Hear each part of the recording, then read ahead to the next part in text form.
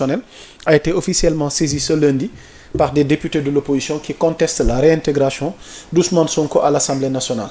mu mel ni nag sage conseil constitutionnel yi ils devraient examiner maintenant le dossier avant de rendre leur décision dans un délai maximal 2 mois. mu mel ni nag signataires yi. xëy na nag fa laa lay bëgg interpeller ci débat juridique bi.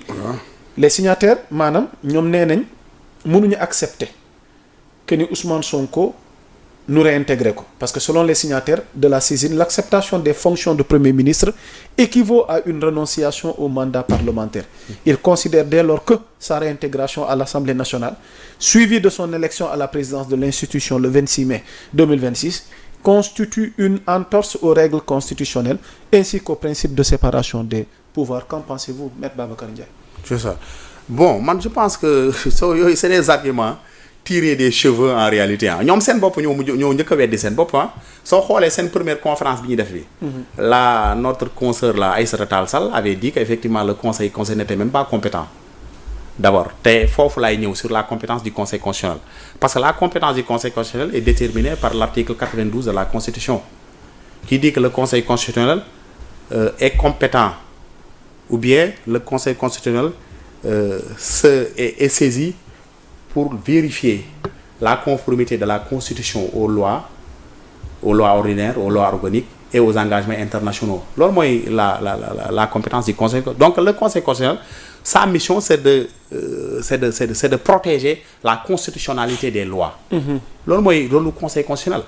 Donc par exemple la nomination ou bien l'intégration d'un membre d'un député dans le bureau de l'Assemblée nationale, je pense que loolu c'est un débat et puis c'est une procédure qui échappe à la compétence du Conseil constitutionnel. te loolu ñuy wax noonu la réintégration. Tu peux être nommé membre du gouvernement nga suspendre ce mandat de député. Soo xoolee le premier ministre Ousmane Sonko bi mu génnee dafa bind un courrier pour demander la suspension de son mandat à l'Assemblée nationale. Donc loolu kenn mënu ko weddi, les faits sont là, sont têtus te du moom kese. Si on prend le cas de Amadou Ba, l'ancien ministre de la culture, des arts et tout ça, moom aussi il entre dans le même dans cette catégorie. Soo jëlee aussi notre ami et frère Momar Talla Ndao, il entre aussi d'ailleurs le vendredi passé, le bureau politique de l'Assemblée nationale s'est réuni pour intégrer ces deux anciens ministres là. ak Amadou Ba. Voilà, ak Amadou Ba. Pour vous dire que donc ñoom li ñuy wax noonu vraiment pour man c'est des arguments pour essayer de polluer le débat. Xam nga gis nga dans la vie man je pense que ñoom histoire war na leen jàngal. Ils ont tenté tous les subterfuges pexe yu nekk mu wut nañ ko pour jéem a écarter Ousmane Sonko du champ politique. pexe yu nekk et gis nañu pexe yooyu ak vraiment jëfin yooyu lu mu jural Sénégal. war nañu xam ni quand même au nom de la stabilité de ce pays là et au nom aussi de notre rayonnement démocratique pour man ces débats là c'est des débats secondaires. Xam nga débat yi actuellement fa la war a nekk comment faire pour sortir le Sénégal dans cette situation là. ñun loolu moo war a nekk ce débat là. Mais toujours on nous ramène et on nous maintient sur des débats politiques inutiles. La Constitution, elle est très claire. L'article 92 de la Constitution, elle est très claire. Constitution, le Conseil constitutionnel, son rôle, c'est pas de nekk fii di wax kii war na dugg biir Assemblée nationale parce que y a le règlement intérieur de l'Assemblée nationale et le règlement intérieur est très clair sur la réintégration d'un membre, d'un député qui a été nommé membre du gouvernement. Donc ça aussi, à mon avis, dama jàpp ni ce débat-là, c'est un débat quand même qui n'est pas fondé politiquement parlant parce que ça ne leur amul leen benn njariñ. En réalité dafa ñuy indi un débat inutile nit ñi nekk ci wax une semaine 2 semaines après ñu bàyyi après ñu démarrer leneen quoi. Man loolu mooy sama point de vue par rapport à cette question là. Ok, alors maître, s'il n'y a rien à ajouter. defe naa lii laa fi amoon comme laaj pour yóbbee la ko par rapport à actualité bi. Waaw d'accord, merci yaa Moussa aussi pour l'invitation. Pour dire rek que ñu xam ni Sénégal suñu Sénégal la. Voilà ñun ñoo ko bokk ak fu waay mënti fayte. Politique mën na ñàkk pour man. Dañuy wax rek mais les hommes politiques ont beaucoup de mérite yaa Moussa. Ça il faut le dire, ils ont beaucoup de mérite que ce soit dans l'opposition ñi nekk pouvoir ak ñi nekk feneen. Xam nga le fait yow nga bàyyi sa soxla bopp bàyyi sa famille bàyyi di toppatoo soxla de la communauté. Loolu rek pour man mérite la en réalité quoi. Mais pour man dañuy jàpp ne Sénégal dafa war a am benn phase bu mu dépasser. Parce que ñun au Sénégal fii nous sommes une vitrine yaa Moussa bala nga koy xam nga génn dem dans la sous-région. ni ñuy xoolee Sénégalais yi li ñuy wax ci Sénégal yow da ngay am benn fierté bu rëy. donc ñun waruñu accepter quand même di dem sur des débats sur certains débats de caniveau. war nañu dépasser loolu. parce que débat de caniveau moom mooy source de violence.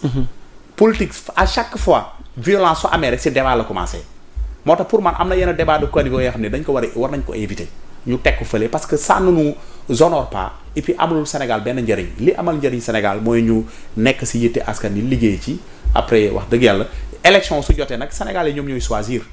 bu boobaa ñoom ñu xool kan moo leen doy ñu renouveler que sa confiance wala ñu tekk ci bopp réew mi wala def ci voter les maires les députés loolu c'est de parce que Sénégal kenn dootu leen jàngal léegi élection nous sommes matures en matière électorale li des rek mooy le développement de ce pays là parce que ñun soo xoolee suñu rayonnement démocratique fi mu toll suñu développement économique yeggu am na ay dëkk yu ñu ëpp doole en Afrique dama jàpp naa ne Afrique dëkk yi ñu ëpp doole rek presque ñoo ñu wër. mais soo seetee dëkk yooyu seen démocratie dafa soxe. liberté d'expression amu fa. liberté politique li mu amee Sénégal loolu amu fa. les libertés publiques sont violées sont réprimées. mais alhamdulilah Sénégal grâce à la lutte qui a été menée par nos devanciers. particulièrement Ablaye Wade. donc ñaanuñu yàlla moom liñ fi. voilà ñaanuñu ko yàlla donc moo tax je voudrais profiter de ce plateau là. te pour terminer du point de vue juridique wala judiciaire. en tant que juriste. dossier boobu tamit maître fan la wànneen di mujjee ki gëtëm. mooy ban dossier. côté justice bi. waaw dossier boobu bon maître Moussa Sarr am nañu si moom yaakaar parce que d'abord nit ku xam yoon la xam na justice et puis c'était un grand défenseur des libertés individuelles soo xoolee xale yu Pastef yu bëri ñu doon jàpp moo leen doon défendre ak les activistes aussi ñu bëri moo doon ñoom Guy Marius Sagna soo seetee moom moo doon seen avocat même le président de la République actuelle le président Diomaye Faye moom moo doon son avocat pour vous dire en réalité Moussa Sarr xam na justice et puis c'est un acteur man sama grand la moo ma jiitu à la justice woo naa ko la dernière fois pour le féliciter parce que wax dëgg yàlla on entretient des relations très très proches mais am nañu yaakaar daal si moom parce que ku xam yoon la te nitu dëgg la aussi man li mu ko xamal wax dëgg yàlla nit ki soo ko dee seeral da nga koy seeral loo xam nitu dëgg la ku ñamee dëgg la aussi nit ku ñamee sonn si doomu aadama la nit ku ñamee aussi ku gëm justice bi la aussi nit ko c'est un acteur de la justice qui croit aux valeurs de la justice donc man gëm naa ni incha allah diñ si am ay résultats kon yaa Moussa ñun je pense que comme li ma wax rek nañu fexe ba relever les combats de développement économique actuellement loolu muy seen et ensuite fa may tëjee rendre un hommage mérité à Maître Abdoulaye Wade nga xam ni c'est quelqu'un qui a marqué l'histoire et qui va continuer de marquer l'histoire du Sénégal.